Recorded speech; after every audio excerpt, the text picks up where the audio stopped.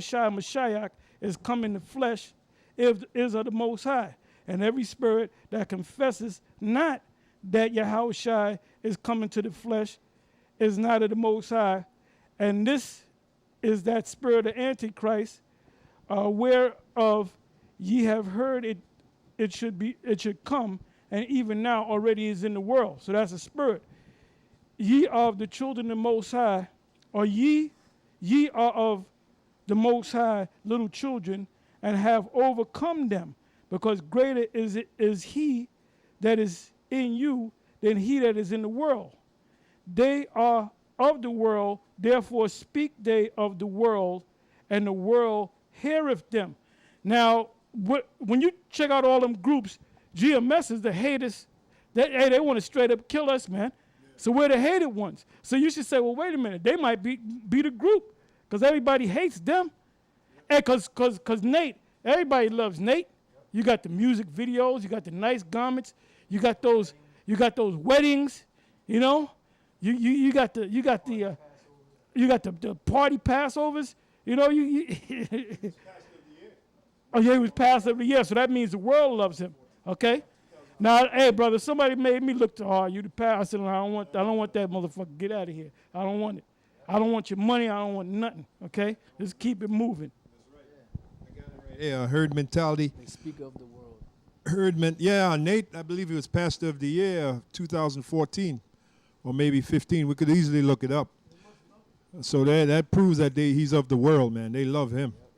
Herd mentality or mob mentality describes how people are influenced by their peers to adopt certain behaviors, follow trends, and or purchase items.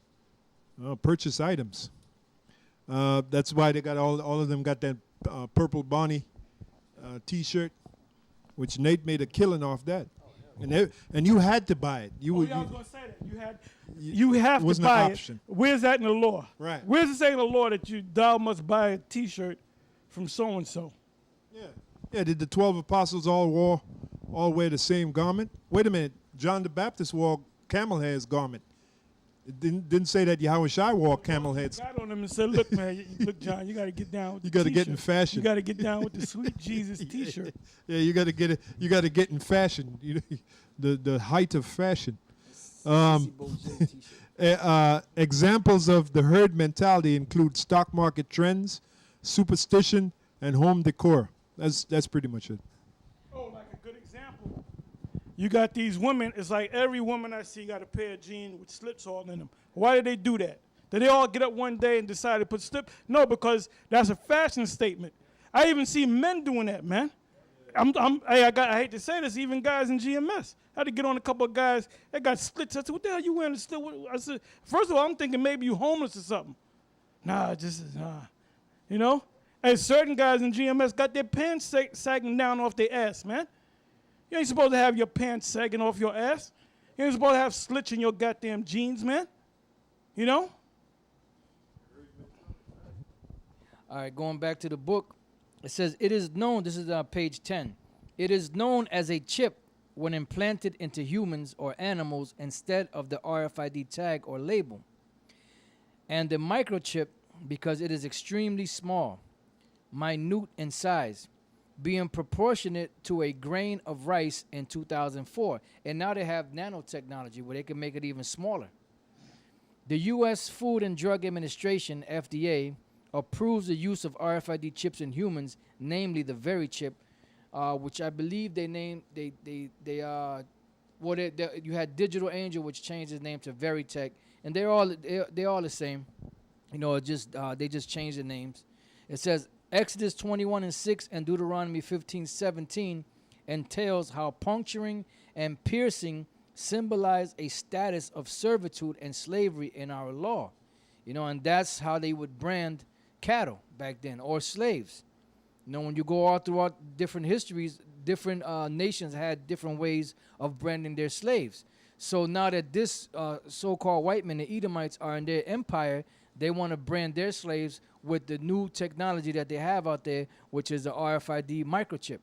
You know, because back then, the only way, you know, if your property got loose, whether it was a slave or the cattle, people had to find it physically, and when they found it, then it bore the mark of the slave master, and they would bring it back to that slave master. Now the brand that you have on you, they can track you wherever you're at. No longer do you have to by coincidence or by luck find the person or the item. They can track it down now and find it very easily.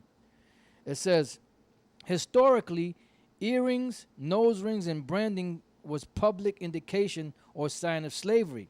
The RFID implant is no different and will culminate and officially conclude our status as slaves to the elite international bankers. And that's what they want to do. The scriptures say the servant is lender to the borrower. Oh, matter of fact, I had looked something up. Just I don't want to say messing around, but I would just type something up on the Google, and this came up. It's called debt bondage. Debt bondage, also known as debt slavery or bonded labor, is a person's pledge of their labor or services as security for the repayment for a debt or other obligation. Now, there's a scripture. Let me see if I can find it. Apostle Gabar, you mind grabbing what is that? Proverbs 27:7, is it? Yeah. All right. I just want to see if I can find this other scripture. Let me see if I could think of the wording. Do you have that one? Proverbs 27:7. I believe so. The full soul. What about 6? Faithful no, I'm are sorry, the wounds. 22:7. Proverbs 22:7. Con. Okay, I got the word. Proverbs 22:7. It says, "The rich ruleth over the poor, Con.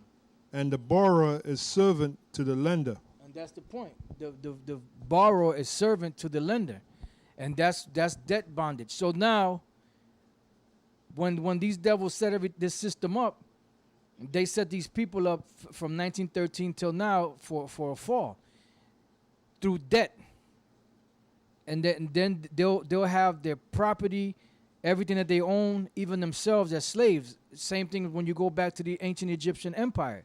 When the people ran out of money, they started selling their cattle. When the people ran out of cattle, they started selling their land. When the people ran out of land, they gave themselves into bondage. You know? So that's that debt bondage. That's how Egypt became great. Yeah, I got some information for you. This is from dated May 28, 2016. True Democracy Party. It says birth certificate equals slavery certificate. The truth about your birth certificate: Americans are born into slavery. Birthday equals slave day, slavery. And now we understand why the scriptures say the day of one's death is better than the day of one's birth. You got people that celebrate birthday, especially Israelite. Why are you celebrating your birthday when you're born into slavery? But you're celebrating it because you don't know. That's why the scriptures say, "He that increaseth in knowledge increaseth in sorrow." You know? But that was it, man. Just right there in your face. Birth certificate equals slavery certificate. That's it. Con. If I could read this real quick. This is Proverbs 11:15. He that is surety for a stranger shall smart for it, and he that hateth suretyship is sure. Now, suretyship or surety, when you go to the Hebrew word, it's irabah or irab, which means to pledge, exchange, mortgage, engage, occupy, undertake for, give pledges, be or become surety, take on pledge, give in pledge. So this to exchange, pledge. So this national debt that is owed to these international bankers, that debt fell upon the people, the American citizens of America. So that's why they want to put the microchip in them, because they're slaves on the loose right now. So that's why they want to corral everybody together, you know, so that they can keep track of everybody, so they can get the maximum amount of labor out of each individual. And there's a bunch of contracts, not just one that makes us slaves. There's a bunch of contracts. It begins with the birth certificate. That's right. Yeah, basically what they want to do is, you know, let's say you're a plumber. You know, you can work for a company, a plumbing company, right? And you make a certain wage and you got to pay certain tax.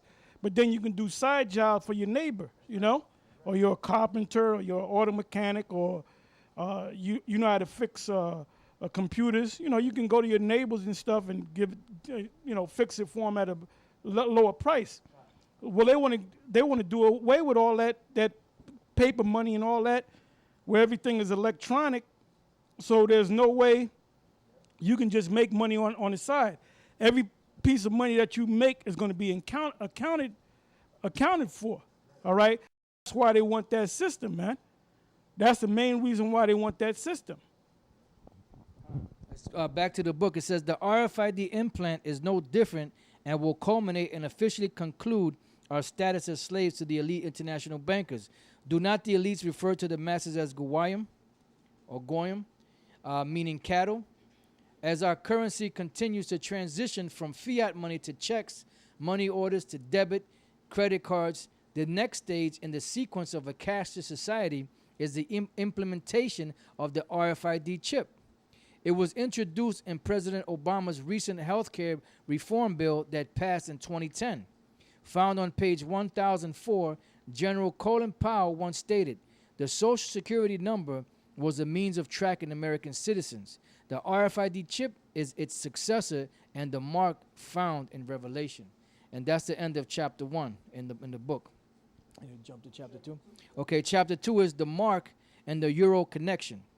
Further biblical prophecy was fulfilled following the establishment of the European Union, the EU, on January 1st, 1958. The EU was created as an economic and political union of various European nations to serve as an entity to reconstruct the economies of the European continent, prevent war, and ensure peace following the Second World War. So they had to pretty much set everything back up, because they were devastated after that war. As a monetary union with its own currency, the EU prints and mints both the euro, banknotes, and coin. The EU member states using the euro make up a conglomerate known as the Eurozone. The euro is the second largest reserve currency after the US dollar. Currently, the EU is the largest exporter and importer of goods and services and the world's largest economy. This powerful and influential governing body is the return, revival, and restoration of the ancient Roman Empire. Revelation 3:3. That's the beast that had the wound, and the deadly wound was healed. It says the formation of the EU was spoken by the prophet Daniel and St. John the Revelator. Daniel described the Roman Empire as a fourth beast having 10 horns, Daniel 7:7. The 10 horns originally represented 10 kings, Daniel 7:24, and their administrative provinces. The regional divisions or tribal territories that formed and constituted the ancient Roman Empire were the Anglo-Saxons, Franks, Alemanni, Lombards, Ostrogoths, Visigoths, Burgundians, Vandals, Suevi, and Heruli. Today, these 10 governments correspond to the identity as Belgium, Denmark, France, Italy, Luxembourg, Netherlands, Greece, Spain, Portugal, England, Ireland, and West Germany, all of which are currently key member states of the EU, as the 10 horns equate to the EU today. And some of those... Now there's, 27, 28, which really stem from those 10. Interestingly, upon creation of the EU, 10 flagpoles bearing the EU flag initially stood outside their headquarters de facto Capitol building located in Brussels, Belgium. Considering the book of Revelation, St. John likewise mentions a future scarlet-colored beast and a great red dragon having 7 heads and 10 horns. Revelation chapter 12, verse 3, and chapters 17 and 3. Scarlet and red indicating clues of a future wicked power structure controlled by Edom, so-called white man for those of you who don't know. Scarlet symbolizing sin or transgression, Isaiah 1:18, and red symbolizing Edom, Genesis 25:25. This beast is the same EU or NATO North Atlantic Treaty Organization mentioned by and in conjunction with Daniel. The 7 heads represent the Greeks, Romans, Spanish, French, Germanium Minor, and Germanium Major, and the British. Where's Russia? Where Russia at? Because Nate teaches that Russia's a part of it because he got that from High Priest Ariah at One West. And they used to do them from the Greeks, the Spanish, and they mentioned Russia. Russia wasn't a part of that, man. Russia wasn't even in power during the time of the first beast. Revelation, the 13th chapter, details that the beast plays an essential role in the implementation and distribution of the mark. Pursuant to Revelation 17 and 12, we discern that the 10 horns EU would come into power and reign approximately 1 hour or 42 years. Understanding that one day is with the Lord as 1,000 years, and 1,000 years as one day. 2 Peter 3 and 8. Dividing 24 hours into 1,000 years, one day equates to 1 hour being 41.7 or 42 years. Now, he went past it. That's why if you go to Revelation, the 7th chapter, it tells you that. Hurt not the earth, neither the sea, neither the trees, until our servants be sealed on their forehead. So the sealing is taking place as we speak. And I'm pretty much sure that everybody's sealed. Everybody, all 144,000, I can't point them out and give you the names of them, like ISUPK with the 666 men that rule the world. I'm still waiting for that list. But the 144,000 are on this planet watching the web, watching YouTube, and being taught and being sealed, okay? It says, recalling that the EU was chartered in 1958, we see that modern Rome, Esau's European Union, would have demise in the year 2000. Nonetheless, his downfall is nigh at hand and imminently approaching. Isaiah 55:11, Habakkuk 2 and 3. Since late 2009, the euro has been immersed in the European sovereign debt crisis. Several nations such as Greece, Ireland, Portugal, Spain, and Italy have had difficulty budgeting and refinancing their debts. Government budget deficit spending has resulted in many Eurozone nations losing revenue. That's why you've seen that whole mess going on with the Eurozone and the pigs, right? And all the stuff that they were going through, all those riots that were breaking out over financial and job-related businesses.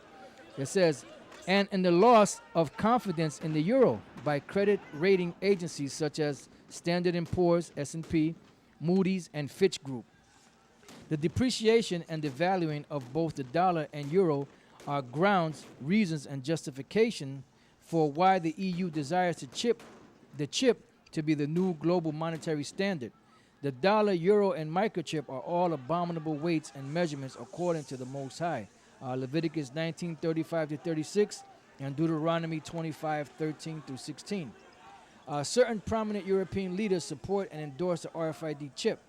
French President Nicolas Sarkozy advocates RFID in biometric passports or e-passports, electronic passports, national IDs, and visa, because they all have one goal in common, and they're all working together to bring this new world order or one world government, to establish this one world government. But they're not going to be able to establish it. German Chancellor Angela Merkel has promoted RFID at international trade fairs, stating, "We're pushing RFID into the mainstream."